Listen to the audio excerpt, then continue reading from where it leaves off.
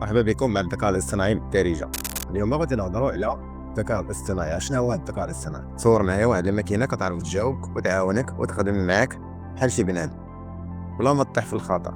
ايوا راه هذا هو الذكاء الاصطناعي، واليوم غادي نفهموه بواحد الطريقة اللي سهلة وبالدارجة كيف ما ديما.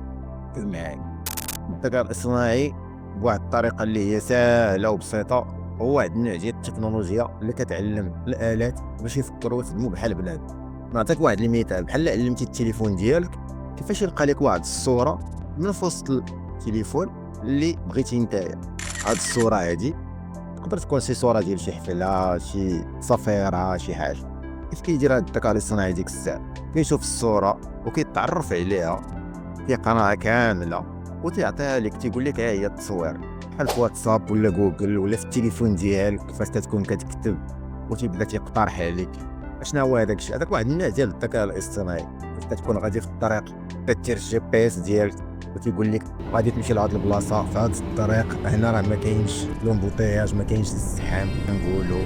تيدير يعرفوا هاد الشيء. هذا حتى هو واحد السيستم ديال الذكاء الاصطناعي. التليفون ديالك فاش كتبغي تصور شي سيلفي وتتعرف على الوجه ديالك وتتعرف على الخلفيه اللي انت فيها وتقدر يبدل بزاف د الحوايج. هذا حتى هو واحد النوع ديال الذكاء الاصطناعي. ودابا راه كاينين بزاف ديال التطبيقات ديال الذكاء الاصطناعي اللي بداو فيهم وبدات الخدمه فيهم، ومن شحال هادي هما خدامين فيهم. بحال في المجال الطبي دابا راه ولا كيدير تشخيص الامراض، يقرا حتى هو السكانير ويقرا داك الشيء بحال شي طبيب. ولا في التجاره الالكترونيه ولا تيعاون الناس باش يلقاو المنتجات. انت نيت فاش كتكون كتقلب في واحد السيت ديال الاي كوميرس ولا بغيتي تشري شي حاجه في الانترنت ولا تيبدا تيعطيك المنتجات اللي انت باغيها ولا انت كتقلب عليها. هذا راه واحد النوع ديال الذكاء الاصطناعي. هذا الذكاء الاصطناعي غادي يكون عنده واحد التاثيرات محتمله كثيره على الحياه ديالنا، منها الخدمه ديال الناس، منها التعليم، منها الصحه، وبزاف ديال المجالات اخرى غادي تقاس حتى هي، وغادي تبدل الخدمه وغادي تبدلوا بزاف ديال الحوايج.